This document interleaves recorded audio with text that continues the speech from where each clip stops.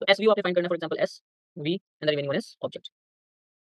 तो hello everyone, this is Ayush again with another video, जो बहुत ज़्यादा डिमांडिंग वीडियो थी। और कई बार मैं सोच भी रहा था कि पिछले कुछ दिनों से जब मैं बिजी चल रहा था कि that I should make these kind of videos and you guys are really in the need of those videos, that is reading PTE hacks, right? क्योंकि most of the students what they are facing, basically they are facing some issues in their reading and they don't know how to curve these kind of problems that you have in reorder paragraphs, reading writing blanks, yeah, reading fill in the blanks. So once again, I welcome everyone on this wonderful platform that is Ayush PTE Elixir. और आज इस video के अंदर हम जानने वाले हैं कि कैसे आप अपने रीडिंग स्किल्स को इंप्रूव कर सकते हैं कुछ सिंपल हैक्स की बदौलत, और कौन से ऐसे तरीके होंगे जहां से आपकी रीडिंग इंप्रूव हो सकती है।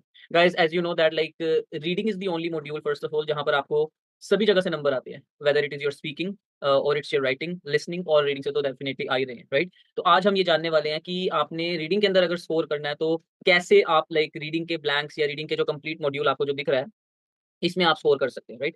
Guys, the most important thing that I should be telling you is that first of all you have to have the vocabulary. अगर आपकी वोकैबुलरी अच्छी नहीं है तो let me tell you, you are not going to do that, you will not be able to do it because vocabulary is the base for everything, right? अब मुझे ये नहीं पता होगा कि अगर कैट का मतलब बिल्ली होता है तो definitely you are not eligible to find any sentence related to that, you can not make any phrase or any kind of thing with that, right?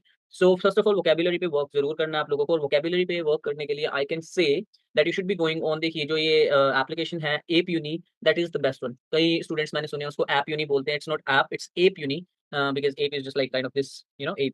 So vocab books की अगर बात करें गाइस, यहाँ पर आपको लेफ्ट में दिया गया है। vocab बुक्स के लिए आपका सबसे बेस्ट ऑप्शन है आपकी कंप्लीट vocab, ये लगभग 8 से 9 हज़ार vocab पड़ती है। आप इसको डेफिनेटली करें, और डेली के अगर आप 300 या 350 वर्ड्स भी करते हैं तो it will definitely help you out for that, right? तो अगर मैं अभी बात करूँ आपको सबसे पहले कौन सी vocab करनी चाहिए, that is the PTE basic vocab। अगर किसी की बिल्कुल बेसिक vocab भी अच्छी नहीं है, बट अगर बेसिक vocab अच्छी है, क्योंकि आपको vocab में लेट मी शो यू, जैसे आपको कुछ इस तरह की जो है vocab नजर आने वाली है, जैसे बेसिक वर्ड्स हो गए, कॉग्निटिव, फॉल्ट, हील, टेलीकम्युनिकेशन, जो आपने शायद कहीं ना कहीं सुने होंगे, राइट? अगर ये भी नहीं सुने हैं तो ट्राई कीजिए, इनको पहले कवर कीजिए, because they are not more than 3000, only 2651। And apart from that I can say reading fill in the blanks की जो बेसिक vocab है, क्योंकि बेसिक अगर आपके कॉन्सेप्ट्स क्लियर हैं तो let me tell you, basic चीज जो बचपन से आज तक चलती आ रही है, दैट इज योर एबीसी। अगर आपको एबीसी आती है तभी आप पीटी कर पाएंगे ना। अगर आपको a and the, of, in, at, इनका मतलब पता है तभी आप इन चीज़ों को कर पाएंगे, तभी आप सेंटेंस को समझ पाएंगे।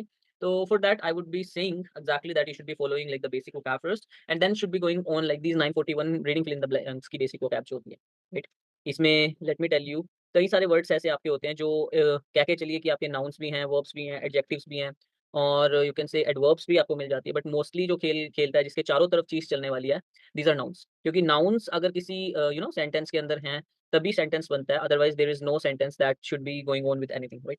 तो अगर मैं बात करूं इन सेंटेंसेस के अलावा, आई मीन इन vocabs के अलावा, फिर आपके पास reading fill in the blanks की एडवांस्ड vocab आ जाती है। देखिए मैं जो हमेशा होता हूँ ना, मैं लिसनिंग मोड पे ज़्यादा प्रेफर करता हूँ चीज़ों को करने की, क्योंकि लिसनिंग मोड से आपका थोड़ा लिसनिंग, राइटिंग, रीडिंग, स्पीकिंग सभी कवर हो सकते हैं। फॉर एग्जाम्पल मैं यहाँ पर जाता हूँ और वर्ड्स टाइप करके दिखाता हूँ। chronic, chronic, chronic, trigger, trigger. तो ऐसे आप trigger, उनको टाइप करेंगे तो डेफिनेटली आप रीड कर रहे हैं। और एक और चीज़ मैं आपको दिखा देता हूँ, यहाँ फेमिलियर और नॉन फेमिलियर वर्ड्स आते हैं जो आप कर चुके होते हैं, जैसे ट्रिगर मैंने किया। trigger, तो अगेन एक बार स्पेलिंग टाइप करता हूँ, trigger, लेकिन चेक दैट कि यहाँ पर जो साइड में लिखा हुआ है, ये देखिए, ये एन, एन का मतलब क्या दोस्तों? ये है आपकी द vocab, दैट इज कि ये नाउन है। और वी का मतलब क्या हो गया है? वी का मतलब हो गया आपका वर्ब, इट्स नॉट vocab। तो ट्राई करना है आपको कि नाउन वर्ब्स के बीच में डिफरेंस बताओ, राइट? अब मैं अगर बात करूं किसी भी रीडिंग को अगर करने के लिए आपके पास बेसिक vocab आ चुकी है, then the next step it should be your sentence understanding, because you know that एक सेंटेंस जो बनता है that is basically made up of SVO, subject, verb and object, this is the basic structure. But is it working like that? Let me tell you, SVO हर जगह मिल जाएगा, but उसके बीच में जो चीजें होती हैं, these are nouns, verbs, adjectives that I told you, articles, prepositions, conjunctions और adverbs, they also play a major role in that, like the parts of the speech। अगर आपको parts of the speech ढूंढने आते हैं तो definitely it can work for you as well, for any student, because मेरे students को जो marks आते हैं रीडिंग के अंदर वो इसी बेसिस पे आते हैं, क्योंकि मोस्टली हमारी vocab नहीं क्लियर हो सकती। Nobody is perfect, even though मेरे पास भी कई सारी vocab है जो मुझे नहीं पता होगी, किसी अंग्रेज को भी ऐसा हो सकता है कि उसको शायद ना पता हो। बट फॉर द मोमेंट अगर हम रीडिंग कर रहे हैं और हमें vocab की इतनी समझदारी नहीं है, then I should say that you have to follow what, that is the GST rule. It means the grammar that comes first, then comes your sense, and obviously then comes with your तुक्का। because guess करना हमारा सबका एक basic खेल है कि हम guess करते हैं, ये लग रहा है चलो ये लगा दो, है ना, ये लग रहा है ये लगा दो। सेम चीज यहाँ पर भी है, आपने सिर्फ एक चीज ट्राई करना है। Let me just do something, कि आपने यहाँ पर ना जो आपके सबसे पहले आते हैं रीडिंग एंड राइटिंग ब्लैंक्स, ठीक है? आप रीडिंग एंड राइटिंग ब्लैंक्स के ऊपर आप जाएँगे तो first of all I should से कि आप अक्टूबर प्रेडिक्शन को कीजिए। अक्टूबर प्रेडिक्शन जितने भी लेटेस्ट वर्ड्स होते हैं और अनप्रैक्टिस्ड मैं तो उसी को प्रेफ़र करता हूँ। तो उसके बाद जब आप अनप्रैक्टिस्ड करते हैं तो आपके पास कुछ क्वेश्चन्स ओपन हो जाएँगे जस्ट लाइक यूरेका। अब देखिए इतना बड़ा क्वेश्चन आ गया आपके पास, है ना? तो अब आप इसको कैसे करेंगे? नो डाउट आपको वोकैब तो चाहिए ही चाहिए बट इन केस आपकी वोकैब क्लियर नहीं है तो आपको सिर्फ नाउन्स, वर्ब्स, एडजेक्टिव्स ये ढूँढने आने चाहिए। तो मैं पहला आपको वे बता देता हूँ जो मोस्ट सूटेबल है आप लोगों के लिए that is to find the SVO structure. Give me a moment let me show you something. देखिए यहाँ पर अगर हम बात करें, देखिए एस हमेशा आपको स्टार्टिंग में मिलने वाला है। This is the subject, then comes your verb and then comes your object. तो एसवीओ आपने फाइंड करना है for example S, V and the remaining one is object. Again S, V, remaining one is object. S, V, object. S, V and object. इसमें भी SVO आ रहा है हालाँकि, but SVO मतलब यहाँ से शायद आपने एक चीज़ नोट की होगी कि एसवीओ क्या कहना चाह रहा हूँ मैं, कि एसवीओ का मतलब क्या हुआ गाइस जस्ट वेट।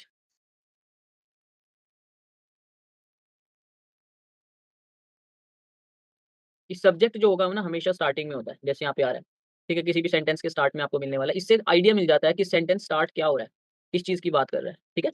तो आपने ध्यान रखना है कि सब्जेक्ट्स को और वर्ब्स को इकट्ठा जोड़ा जाता है। There is nothing in between that except the adverbs. But for the moment अगर हम बात करें कुछ देखिए सब्जेक्ट वर्ब तो हो गया बट उसके बाद भी कई चीज़ें होती हैं जो आपको फोकस में रखनी है दैट इज़ योर नाउन्स। अब एक सिंपल सी ट्रिक बताता हूँ कि आपने जब भी नाउन को फाइंड आउट करना है ना, आप आर्टिकल को ढूँढ लें।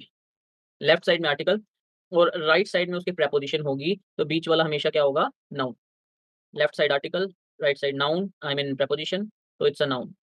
लेफ्ट साइड आर्टिकल, अब प्रीपोज़िशन नहीं है तो आपको सेकंड चीज़ क्या मिल सकती है? Punctuations, comma, full stop, semicolon, colon जो भी हो सकता है, तो इट्स आल्सो अ नाउन।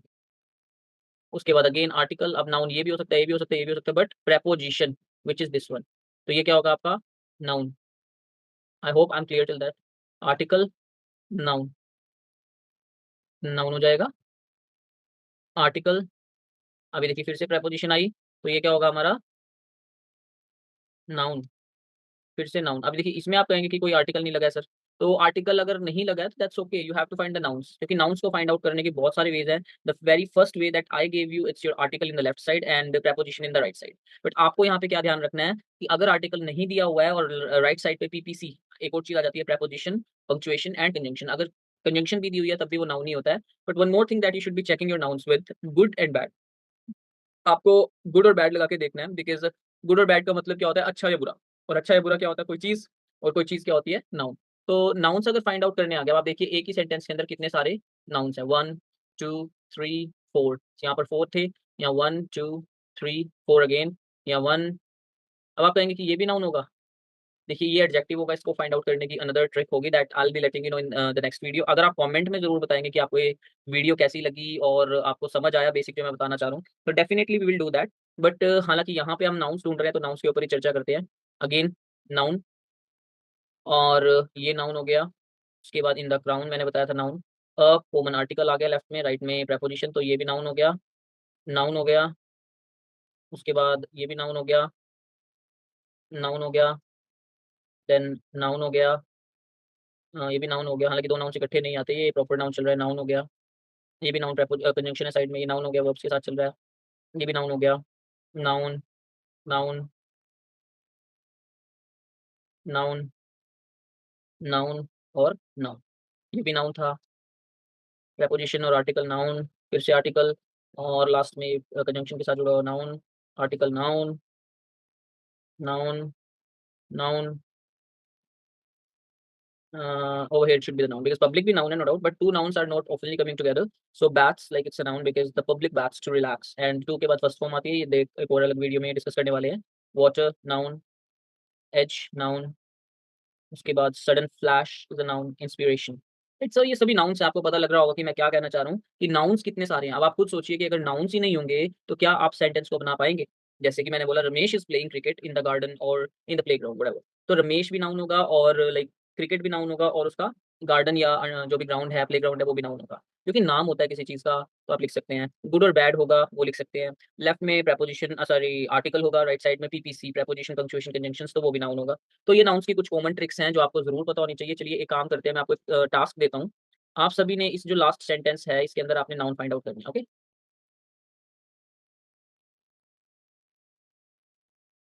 हुँ, देखते हैं कौन बताएगा। अगर जिसका मेरे पास कमेंट बॉक्स में रिप्लाई आया और जो मुझे बताएगा कि सर ये नाउन्स हैं, तो मैं उसको डेफ़िनेटली 5 दिन की क्लासेस फ्री देने वाला हूँ। और बोलिए, आप चीटिंग नहीं करेंगे, वो देखिए ज़रूरी है कि चीटिंग करेंगे तो आप अपना नुकसान करेंगे। तो आर्किमिडीज़ से लेके आपने किंग तक जो है, वो मुझे बताना है कि इसमें नाउन्स कौन-कौन से हैं। देखते हैं कौन-कौन बताता है। तो जल्दी से कमेंट बॉक्स में टाइप कर दीजिए और नेक्स्ट वीडियो के अंदर मैं आपको रीडिंग की बहुत ज़बरदस्त ट्रिक देने वाला हूँ। और लास्ट में अब जाते-जाते एक क्वेश्चन भी कर लेते हैं ताकि आपको ये ना लगे कि हम इस वीडियो में आए, केवल नाउन बताया सर ने और चले गए।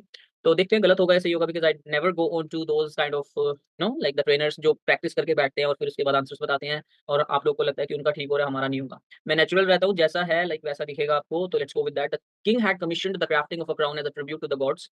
अब मैं पहली लाइन्स देखिए इस वाले ब्लैंक में ज़रूर पढ़ता हूँ। क्यों? क्योंकि इससे मुझे आइडिया मिल जाता है कि किस चीज़ की बात चल रही है। He gave a carefully weighted amount of a gold to a smith who produced a beautiful crown within due course. मतलब कुछ क्राउन, किंग, गॉड्स की बात चल रही है, मतलब एंशिएंट टाइम की। The king became suspicious, however dash the craftsman had not used all of the gold he had been given in the crown.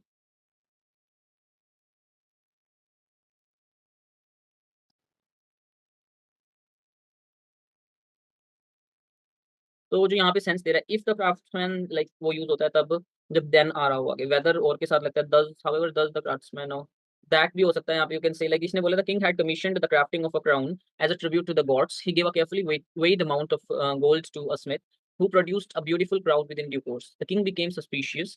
However, if the craftsman had not used all of the gold he had been given to his common strict to, let's go with that. मुझे थोड़ा-सा confusion है like if पर भी हो सकता है, if the craftsman, क्योंकि ये एक ऐसा अनकंडीशनल सेंटेंस बन जाता है जिसमें आपको देन की ज़रूरत नहीं पड़ती। Let's go with this, not an issue. It was a common trick to alloy gold with cheaper silver but the king knew no way of proving that the craftsman have been dishonest. क्योंकि line ऐसे भी हो सकती है ना, the king became suspicious that the craftsman had not used, let's go with if for the moment. It was a common trick to alloy gold with cheaper silver, but the king knew no way of proving that the craftsmen had been dishonest. He called upon his close friend Archimedes to solve the problem. Archimedes knew that gold and silver have different densities. Dash that a lump of gold will be about twice as much as a lump of silver the same size. Knowing that, उसने जाना like that the gold and silver have different densities. Meaning means comma के बाद mostly ING लगता है, but यहाँ पर past की बात भी चलती है। Means that a lump of gold.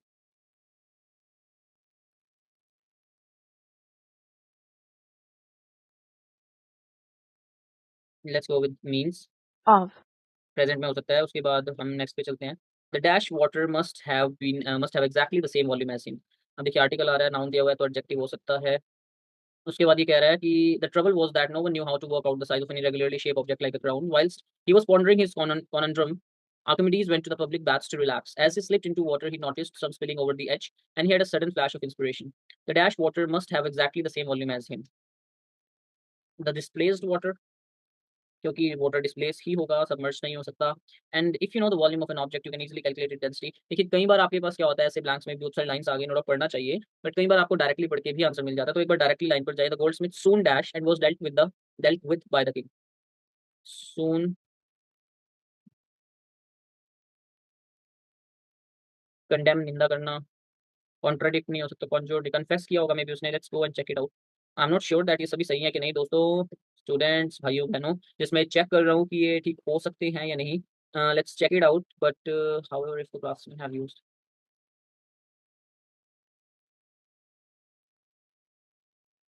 That पे ही मेरे को श्योरिटी हो रही है बार-बार। चलो कोई बात नहीं, लाइक दैट्स ओके। गलत भी होंगे तो कौन-सा मुझे कुछ सज़ा मिलने वाली है।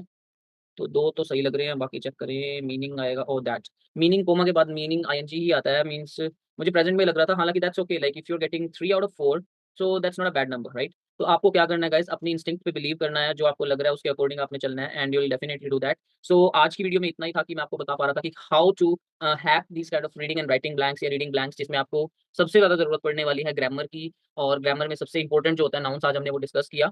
आप कमेंट बॉक्स में जरूर मुझे बताइए कि कौन कौन से लास्ट लाइन के अंदर नाउंस हैं। आपके पास लास्ट लाइन है तो अभी भी आप पॉज करके वीडियो को चेक कर सकते हैं और टाइप कीजिए, so that I can like give you 5 days of classes for free of cost.